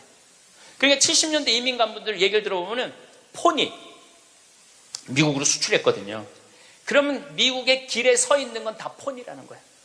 그거 무슨 깡통 찌그러뜨려갖고 포니를 만들어갖고 수출을 했다고 그래요. 그러니까 자기는 한국차 안 산다는 거예요. 근데 포니 만든 지가 언젠데 아직 포니 얘기를 해. 한국에 포니도 없는데. 그리고 내가 우리나라 차들을 타보면은요, 벤츠, BMW 부럽지 않아요. 정말로 차 잘 만들어요. 그런데 70년대 생각만 하는 거예요. 들여다볼 기회가 없으니까. 한국에 30년 동안 안 와봤으니까 그때 얘기만 하는 거예요. 또 이번에 시카고 강의를 갔는데 시카고는 눈이 많이 온대요. 근데 이 시카고는 눈이 오면은 눈 떨어지기 전에 제설차가 기다리고 있다가 눈이 떨어지면 다 친대. 내가 강원도 산다니까 강원도는 제설차가 2대밖에 없지만은 우리는 눈 떨어지기 전에 다 친다는 거예요. 그분은 80년대 이민 간 분이에요. 제가 강원도 평창에서 살잖아요. 평창도 요즘 눈 떨어지기 전에 제설차 기다리고 있다가 떨어지기 전에 다 쳐요. 염화칼슘 뿌리고. 제가 12월 달에 매일 강의 나오잖아요. 거기 눈 많이 와요. 그러면은 새벽에 보면 다 눈 치는 소리가 들려요. 그러면은 운전하고 나오는 거예요. 그러니까 모르는 거지. 들여다보질 않았으니까. 그리고 자기가 옳다고 고집 주장을 피는 거죠. 근데 가만히 내가 미국에 이민 가신 분들을 보니까 이분들은 미국 책도 안 읽고 한국 책도 안 읽더라고. 근데 미국에 이민 간 분들이 대개 경력을 보면 서울대 졸업한 분들 많아요. 영어 할 줄 알아야지 가잖아요. 그런데도 변화에 적응하지 않으니까 못 견디더라고요. 사람은요, 끝도 없이 공부를 해야 돼요. 제가 미국에 가서 이 얘기를 꼭 해요. 우리나라는 버스를 타고 가다가 앞에 데모를 해. 그럼 버스에 뭐라고 떠요? 목적지까지 제 시간에 못 갈 것 같다. 여기 내려가고 지하철 몇 호선 여기 있으니까 타고 가면은 될 것 같다. 그런 자막이 떠. 그리고 내가 오는 내 차 기다리는 차가 그거 전부 다 뜨죠? 예. 미국은 상상도 못하는 일이에요. 미국은 나라가 커갖고 그렇게 할 수가 없어. 우리나라처럼 이 IT 기술이 잘 돼 있는 나라는 세계에서도 없어요. 다니면 얼마나 답답한지 몰라요. 다른 나라 다녀보면은. 저는 지금 총 60개 나라를 다녔고 미국을 벌써 10번도 더 왔다 갔다 하고 전 세계를 돌아다녀 보잖아요. 전 세계를 돌아다녀 보면 한국처럼 시스템이 잘 돼 있는 데가 없어요. 한국처럼. 요즘 이제 동계올림픽 한다고 영동고속도로, 고속도로를 다시 깔았거든요. 제가 오늘도 이렇게 나오면서 이거는 고속도로가 아니야. 비단길이야. 얼마나 곱게 깔아놨는지 비단길이에요. 이런 도로를 가진 나라가 그렇게 많지 않아요. 미국도 도로 기가 막히게 잘 깔아요. 걔네들은 정말 상상도 못할 만큼 잘 깔아요. 미국 사람들. 그래도 이 영동고속도로만큼 비단길은 없더라고요. 우리나라가 돈도 많고 참 좋은 나라예요. 한 세대 만에 원조 받는 나라에서 원조 해주는 나라로 바뀌었어요. 이거는 전 세계에서 대한민국밖에 없어요. 지금 코트라 활동 대단해요. 또 제가 영남대학 무슨 많은 대학을 이렇게 다녀보면은 서울대학도 마찬가지고 무슨 각 대학마다 제3국에 있는 나라 학생들을 데려다가 공부를 시켜요. 그리고 석박사 과정. 그리고 공부만 시키는 게 아니야. 활동비, 생활비, 전세비 다 줘요. 그래갖고 여기서 공부하고 거기 가면은 집도 한 채 한대요. 그러니까 우리나라가 그렇게 지금 많이 도와주고 있는 나라예요. 원조 받는 나라에서 원조 해주는 나라로 바뀐 대단한 나라예요. 그리고 개발도상국 동남아시아 국가에서 가장 닮고 싶은 나라 1위는 어디냐면 대한민국이에요. 대한민국을 가장 닮고 싶어요. 그러니까 한국어를 그렇게 많이 배우는 거예요. 여기저기서 한국어를 많이 배우는 거예요. 아시아 국가 중에 민주주의도 1위예요. 미국이 민주주의 지수가 19위, 일본이 20위, 우리나라가 21위예요. 나는 내가 보기엔 미국보다 대한민국이 더 민주주의가 좋은 것 같아. 왜냐하면 경찰서에서 술 먹고 난동 부리고 의자 내던지는 나라는 대한민국밖에 없어요. 공무원들도 마찬가지예요. 뭐 공무원들 부패 지수가 높다고 그러지만은 그 높은 사람들이고, 요즘 젊은 공무원들, 그 어려운 시험 봐서 통과한 공무원들은요, 오늘도 우리 이 직원이 무슨 우리 이제 생태마을 물건 허가 때문에 읍에 들어갔다 왔는데 그렇게 친절하게 설명을 해주고 도와주더라는 거예요. 근데 미국이나 뭐 유럽이나 가보면요, 공무원들이요 얼마나 고압적인데요. 기다리라고 그러면 일주일도 기다려야 되고 2주일도 기다려야 돼. 참 좋은 나라에서 살고 있는 거예요, 여러분들. 세계에서 최단 기간 IMF를 극복한 나라는 우리나라밖에 없어. 3년 8개월 만에. 이것도 금 모은 나라. 대단하지 않아요? 한글의 기적, 문맹률이 1.7%밖에 안 돼요. 98%가 글을 읽을 수 있는 나라예요. 정말로 내가 보는 대한민국은 위대하고 대단한 나라야. 그래서 대한민국을 뭐라고 부르느냐면 대단해서 대한민국이라고 그러는 거야. 대단해서 대한민국이라고. 더 놀라운 건 1970년대에서부터 2010년까지 필리핀은 국민소득이 10배 증가했어요. 필리핀이 1970년서부터 2010년까지 40년 만에. 그러니까 1970년대는 필리핀이 우리보다 잘 살았다는 얘기죠. 근데 1970년서부터 2010년까지 필리핀은 10배 늘었는데 대한민국은 몇 배가 국민소득이 늘었느냐면 82배가 늘었어요. 82배. 상상을 초월할 만큼 우리가 돈도 많이 버는 나라예요. 중소기업 대표로 은퇴 3년 차인 박모 씨. 회사 생활을 할 때 일도 잘하고 애살이 있었어요. 성공한 사람들을 보면 크게 두 부류로 나뉘는 걸 알 수 있습니다. 하나는 자신이 성공했다고 여기저기 떠벌리고 다니는 사람들, 그리고 또 하나는 조용히 아무 말 없이 자기 삶을 사는 사람들입니다. 우리는 흔히 성공을 하면 자연스럽게 자랑하고 싶어질 거라고 생각하죠. 좋은 차를 사고 비싼 시계를 차고 SNS에 멋진 사진을 올리고 싶을 겁니다. 왜냐하면 그렇게 하면 남들이 나를 더 인정해 줄 거라고 믿으니까요. 하지만 현실은 그렇지 않습니다. 오히려 진짜 성공한 사람들은 그렇게 행동하지 않습니다. 왜냐하면 보여줄 필요가 없기 때문입니다. 돈이 많다고 높은 자리에 있다고 유명하다고 해서 굳이 그걸 드러낼 필요는 없습니다. 그걸 아는 사람들은 이미 알고 있고 모르는 사람들은 알 필요가 없죠. 그런데도 굳이나 성공했다고 떠드는 사람들이 있습니다. 그런 사람들은 왜 그럴까요? 간단합니다. 그 사람들은 사실 그렇게까지 성공한 게 아니기 때문입니다. 우리는 종종 SNS에서 성공한 사람들을 봅니다. 해외여행을 가고 고급 레스토랑에서 밥을 먹고 멋진 차를 타고 다니는 모습?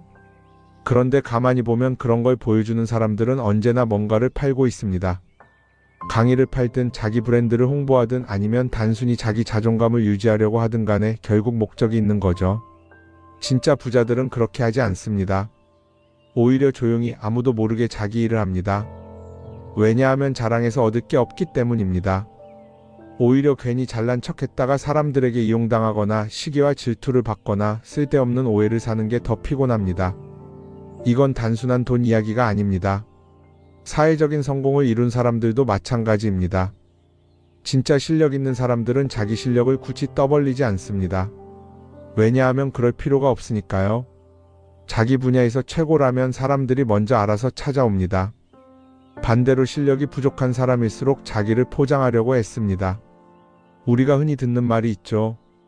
빈수레가 요란하다. 이 말이 괜히 있는 게 아닙니다. 정말 내실이 있는 사람들은 굳이 시끄럽게 굴지 않습니다. 반대로 겉만 번지르르한 사람들은 자기가 얼마나 대단한지 떠들고 다닙니다. 이걸 좀 더 현실적인 예로 들어볼까요? 동창회에 나가면 꼭 이런 사람이 있습니다. 옛날에는 별거 아니었는데 갑자기 잘 됐다고 나타나서 자기가 얼마나 성공했는지 자랑하는 사람. 처음에는 다들 와 대단하다 하고 들어주지만 시간이 지나면 어떨까요? 대부분 속으로 이렇게 생각할 겁니다. 저 사람 뭐 저렇게까지 티를 내? 결국 그런 사람은 점점 멀어지게 됩니다. 반면에 정말 성공한 사람들은 조용합니다. 굳이 자기가 어떻게 살고 있는지 설명하지 않죠. 그런 사람들은 오히려 주변에서 먼저 알아보고 자연스럽게 존경을 받습니다. 그게 진짜 성공입니다. 그럼 우리는 어떻게 해야 할까요? 내가 뭔가를 이루었을 때 굳이 남들에게 알릴 필요가 있을까요? 물론 가까운 사람들에게 좋은 소식을 전하는 건 좋습니다. 하지만 굳이 모든 사람들에게 나 이렇게 잘 살고 있어요 하고 알릴 필요는 없습니다. 그런 행동은 결국 나에게 득이 되지 않습니다. 성공이라는 건 원래 조용한 겁니다. 내가 잘 되고 있으면 주변 사람들이 자연스럽게 알게 됩니다. 굳이 내가 말하지 않아도 내 행동과 태도에서 묻어나오게 되어 있습니다. 그러니 굳이 보여주려고 애쓰지 마세요. 오히려 그게 더 진짜 성공한 사람의 태도입니다. 사람은 사회적 동물이라고 하잖아요.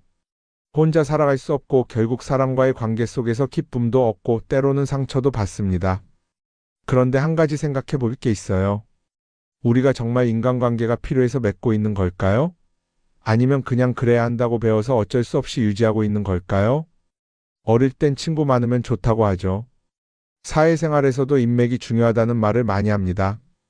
그런데 정작 주변을 보면요. 인간관계가 넓은 사람일수록 스트레스를 더 많이 받아요. 전화벨이 울릴 때마다 이번엔 또 무슨 부탁일까 싶고 단체 채팅방에서 메시지가 올 때마다 이걸 또 어떻게 대답해야 하나 고민하죠. 관계가 많아질수록 책임과 피로도 함께 늘어나는 겁니다. 어떤 사람들은 인간관계를 줄이면 외롭지 않겠냐고 해요. 그런데 가만히 생각해보면 진짜 외로움을 느끼는 순간이 언제인지 아세요? 오히려 불필요한 인간관계 속에 있을 때입니다. 같이 밥을 먹고 얘기를 나누는데도 뭔가 허전하고 대화가 컥 돌고 속마음을 나누지도 못할 때, 그럴 때 우리가 더 외롭다고 느끼죠. 그렇다고 당장 인간관계를 다 끊어버릴 순 없겠죠. 하지만 적어도 내가 정말 소중하게 여겨야 할 관계와 그냥 관성적으로 유지하는 관계는 구분할 필요가 있습니다. 예를 들어 매번 나한테 부탁만 하고 정작 내가 어려울 땐 연락 한 번 없는 사람. 내가 실수하면 뒷담화를 하면서 내 앞에서는 웃는 사람. 이런 관계를 굳이 계속 이어갈 이유가 있을까요? 가끔은 이런 경험도 있을 거예요. 우연히 어떤 사람과 친해졌는데 만난 지 얼마 되지도 않았는데 너무 많은 걸 털어놓는 사람들 있죠. 자기 속사정부터 가족 문제, 직장 고민까지 쏟아내는 사람들. 이런 경우 두 가지의 가능성이 큽니다. 하나는 그냥 감정적으로 의존할 사람이 필요해서일 수도 있고 또 하나는 내가 믿을 만한 사람인지 떠보는 걸 수도 있어요. 어떤 경우든 이런 관계는 오래가기 어렵습니다. 사실 친밀함이라는 건 시간이 필요한 법이에요. 적당한 거리를 두고 천천히 서로를 알아가야 하는데 초반부터 급격하게 가까워진 관계는 쉽게 무너지는 경우가 많습니다. 처음엔 친하다고 생각했는데 어느 순간 사소한 일로 틀어지고 결국 남보다 못한 사이가 되는 거죠. 그러면 인간관계를 어떻게 해야 할까요? 답은 간단합니다. 억지로 맺지 말고 굳이 유지하려고도 하지 않는 거예요. 내가 편한 관계라면 자연스럽게 이어질 것이고 그렇지 않다면 서서히 멀어질 겁니다. 그리고 그걸 억지로 붙잡지 않아도 괜찮습니다. 관계를 유지하는데 에너지를 쓰기보다는 정말 소중한 관계에 집중하는 게 더 낫지 않을까요? 어떤 사람은 내가 인간관계를 줄이면 나중에 나 혼자 남는 거 아니냐 걱정하기도 해요. 그런데 생각해보면요. 진짜 나를 위하는 사람은 많지 않아요.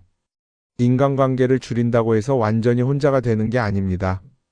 오히려 불필요한 관계를 정리하고 나면 남아있는 관계들이 더 단단해지고 가치 있게 느껴질 겁니다. 예전엔 인맥이 자산이라는 말을 많이 했어요. 그런데 요즘은 꼭 그렇지도 않죠. 오히려 불필요한 인간관계가 많으면 그게 짐이 될 수도 있어요. 적당한 거리, 적당한 선. 이걸 잘 지키는 게 결국엔 가장 편한 인간관계를 유지하는 방법 아닐까요? 한번 곰곰이 생각해 보세요. 지금 내 주변에 있는 사람들 중에서 내가 정말 편하게 만날 수 있는 사람이 몇 명이나 되는지, 내가 억지로 맞춰주고 있는 관계는 없는지. 관계를 줄이면요, 외로워지는 게 아니라 오히려 더 자유로워집니다. 그리고 자유로워진 만큼 내 인생에서 정말 중요한 것에 집중할 수 있게 됩니다. 인간관계 너무 많은 걸 신경 쓰다 보면 정작 중요한 걸 놓칠 수 있어요. 그러니까 이제는 한 번쯤 정리해보는 것도 나쁘지 않을 겁니다. 사람들이 돈을 많이 벌고 싶어 하는 이유가 뭘까요? 단순히 돈이 많으면 좋으니까? 물론 그것도 있겠지만 사실 돈을 원하는 진짜 이유는 더 나은 삶을 살기 위해서겠죠. 그런데 문제는 돈을 많이 번다고 해서 반드시 삶이 나아지는 건 아니라는 겁니다. 오히려 더 많이 벌수록 더 많이 쓰게 되는 경우가 많아요. 가끔 이런 생각해 본 적 없으세요? 예전에는 돈이 지금보다 훨씬 적었는데 이상하게 그때가 더 여유로웠던 것 같다. 왜 그럴까요? 사실 우리가 원하는 건 돈 그 자체가 아니라 돈을 통해 얻을 수 있는 자유인데 돈을 벌면 벌수록 그 자유를 잃어버리는 경우가 많아요. 더 좋은 차, 더 좋은 집, 더 좋은 옷을 사면서 점점 더 많은 돈이 필요해지고 결국엔 돈을 벌기 위해 또다시 일해야 하는 악순환에 빠지게 되는 거죠. 한번 생각해 봅시다. 우리가 정말 필요해서 뭔가를 사는 경우가 얼마나 될까요? 필요해서라기보다는 남들이 가지고 있으니까, 없어 보이기 싫으니까, 혹은 그냥 기분 전환을 위해서 소비하는 경우가 훨씬 많아요. 그리고 그런 소비를 할 때마다 스스로 이렇게 합리화를 하죠. 이 정도는 나를 위한 투자야. 그런데 가만히 보면 그 소비가 진짜 나를 위한 소비인지 아니면 그냥 사회가 만든 기준에 끌려가고 있는 건지 헷갈릴 때가 많습니다. 예를 들어 예전에는 스마트폰 하나면 충분했는데 이제는 스마트워치도 있어야 하고 무선 이어폰도 필요하고 태블릿도 있어야 할 것 같고, 하나를 사면 또 다른 무언가가 필요해지는 시기예요. 사실 이건 우리가 그렇게 만들어진 겁니다. 광고도 그렇고 SNS도 그렇고 자꾸 우리에게 이렇게 말하죠. 이걸 사야 더 행복해질 수 있어요. 그런데 정작 그걸 사고 나면 어때요? 처음 며칠은 좋죠. 그런데 시간이 지나면 또 다른 걸 사고 싶어져요. 왜냐하면 물건이 우리를 오래 행복하게 만들어주지는 않거든요. 특히 요즘은 SNS가 이런 소비 심리를 더 부추기는 것 같아요. 예전에는 친구들끼리 만나서 나 새로 샀어 하고 자랑하는 게 전부였는데 이제는 SNS에 올리면서 전 세계 사람들에게 보여주잖아요. 그러다 보니까 남들도 다 뭔가를 사서 올리고 나도 따라해야 할 것 같은 기분이 드는 거예요. 그런데 중요한 건 그 사람들도 사실은 나와 똑같은 기분이라는 겁니다. 내가 남을 부러워하는 만큼 나도 누군가에게 부러움을 사려고 애쓰고 있는 거죠. 결국 끝없는 비교와 소비 속에서 진짜 중요한 걸 놓치게 되는 겁니다. 한번 이렇게 생각해보면 어떨까요? 만약 내가 지금부터 딱 1년 동안 불필요한 소비를 하지 않는다면 내 삶이 어떻게 변할까? 아마 처음에는 답답할 수도 있어요. 사고 싶었던 걸 참아야 하니까. 그런데 그걸 몇 번 참고 나면 어느 순간 깨닫게 될 겁니다. 내가 굳이 이걸 안 사도 괜찮네? 그렇게 불필요한 소비가 줄어들면 자연스럽게 돈이 쌓이겠죠. 그런데 돈이 쌓이는 것보다 더 중요한 게 있어요. 바로 마음의 여유가 생긴다는 겁니다. 돈을 쓰지 않는다고 해서 불행해지는 게 아니라 오히려 소비로부터 자유로워지면서 진짜 행복을 찾을 수 있어요. 물론 이걸 실천하는 게 쉽지는 않겠죠. 우리 주변에는 소비를 부추기는 것들이 너무 많으니까요. 하지만 적어도 이런 건 해볼 수 있습니다. 뭔가를 사고 싶을 때 한 번만 스스로에게 물어보는 거예요. 이게 정말 나한테 필요한 걸까? 아니면 그냥 순간적인 욕심일까? 만약 그 질문을 던졌을 때 5초 안에 당연히 필요하지 라는 답이 나오지 않는다면 사실 그건 없어도 되는 물건일 가능성이 큽니다. 정말 필요한 건 고민할 필요도 없이 바로 떠오르거든요. 그러니까 이제는 한 번쯤 생각해 봐야 할 것 같아요. 나는 지금 내가 원하는 삶을 살고 있는 걸까? 아니면 남들이 만든 기준에 맞추기 위해 내 시간을 팔고 있는 걸까? 소비를 줄인다는 건 단순히 돈을 아끼는 게 아닙니다. 그건 결국 내 삶의 선택권을 되찾는 일이거든요. 돈을 많이 버는 것도 중요하지만 더 중요한 건 그 돈을 어떻게 쓰느냐입니다. 그리고 때로는 아무것도 사지 않는 게 최고의 선택일 수도 있어요. 우리는 요즘 SNS 없이 사는 게 거의 불가능한 시대에 살고 있죠. 아침에 눈 뜨자마자 휴대폰을 확인하고 출근길에도 SNS를 보고 잠들기 전까지도 계속 들여다봅니다. 그러면서 남들이 어떻게 사는지 보고 나도 모르게 비교하게 되고 때로는 초조해지기도 하죠. SNS에 올라오는 사진들 한번 보세요. 맛집에서 멋진 음식을 먹고 해외여행을 다니고 좋은 옷을 입고 성공한 삶을 사는 사람들. 그런데 가만히 보면 이 사람들이 정말 행복해서 저런 사진을 올리는 걸까요? 아니면 그냥 행복해 보이고 싶은 걸까요? 실제로 SNS에 가장 많이 올라오는 사진이 뭔지 아세요? 남들이 부러워할 만한 순간들입니다. 집에서 편하게 쉬고 있는 모습이나 출근길에 지친 얼굴, 어제 먹다 남은 배달 음식 사진 같은 건 잘 안 올리죠. 대신 멋진 레스토랑, 명품 가방, 고급 호텔 같은 것들이 올라옵니다. 왜 그럴까요? 결국 SNS는 보여주기 위한 공간이기 때문입니다. 여기서 중요한 게 있어요. 우리가 SNS에서 보는 건 그 사람의 삶 전체가 아니라 편집된 일부 장면이라는 겁니다. SNS는 마치 한 편의 다큐멘터리나 영화처럼 잘 꾸며진 장면들만 보여줍니다. 그런데도 우리는 그걸 보면서 아, 저 사람은 나보다 더 행복하구나 하고 착각하죠. 예를 들어 SNS에서 한 친구가 해외여행을 가서 아름다운 풍경을 찍어 올렸다고 해볼게요. 우리는 그걸 보면서 부럽다, 나도 저렇게 살고 싶다라고 생각하겠죠.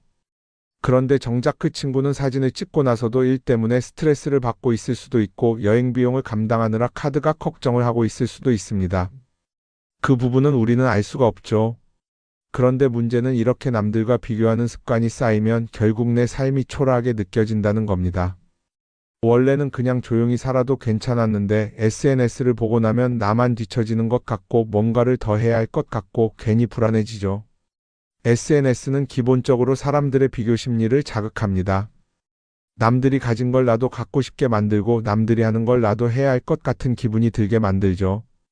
그러다 보니 필요하지도 않은 걸 사게 되고 무리해서라도 화려한 곳에 가게 되고 남들에게 보여주기 위해 사는 삶을 살게 됩니다.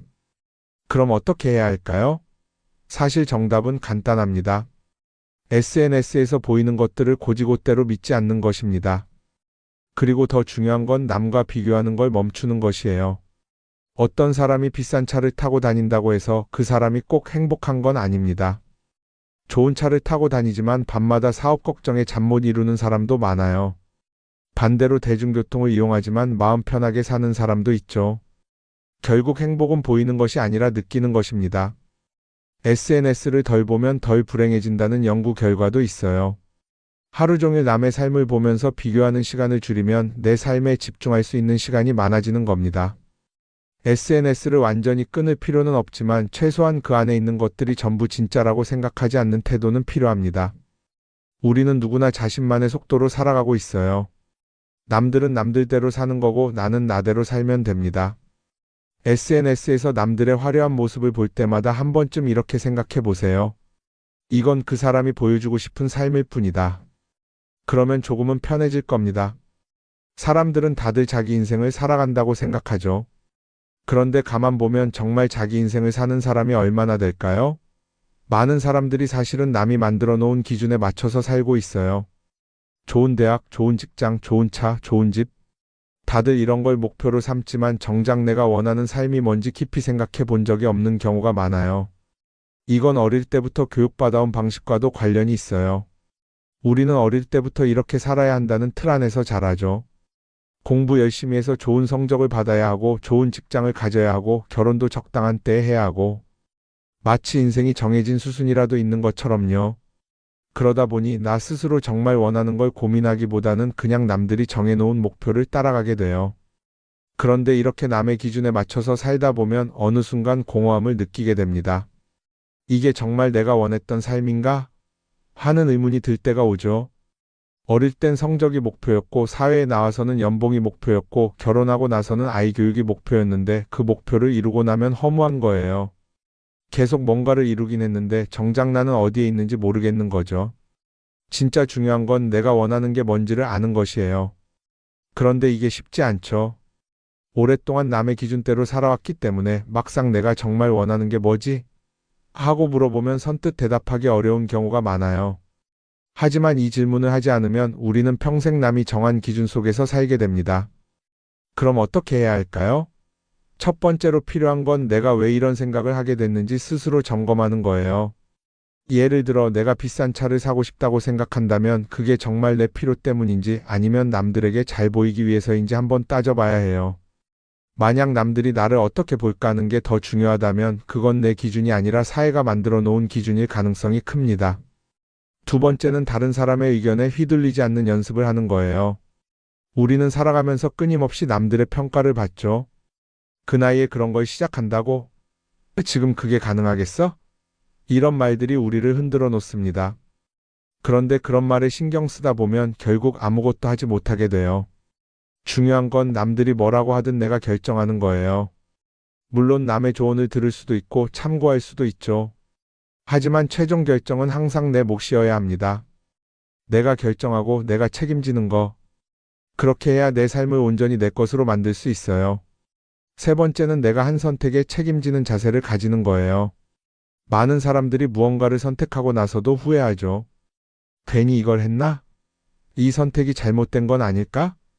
그런데 한 가지 확실한 건 후회한다고 해서 과거가 바뀌지는 않는다는 거예요. 내가 한 선택이라면 그 선택이 틀렸다고 해도 받아들이고 그 안에서 최선을 다하는 게 더 중요해요. 이렇게 말하면 그럼 실수하면 어떡하죠? 라고 걱정하는 분들도 있을 거예요. 하지만 생각해보면 우리가 실수를 두려워하는 이유도 결국 남의 시선 때문이에요. 내가 실패하면 남들이 날 어떻게 볼까? 이런 걱정이 더 크죠. 그런데 남들은 생각보다 우리한테 관심이 없어요. 우리가 성공하든 실패하든 남들은 자기 삶을 사느라 바빠요. 그러니까 내 인생의 주인은 결국 나 자신이라는 걸 명확히 할 필요가 있어요. 내 선택을 하고 그 선택에 책임지면서 남이 아니라 나에게 맞는 길을 찾는 것. 그게 진짜로 내 삶을 살아가는 방법이 아닐까요? 어쩌면 우리는 너무 오랫동안 이렇게 살아야 한다는 틀 속에 갇혀 있었는지도 모릅니다. 하지만 이제는 한 번쯤 생각해 봐야 합니다. 나는 진짜 내 삶을 살고 있는가? 그리고 만약 아니라면 지금부터라도 조금씩 바꿔보면 어떨까요?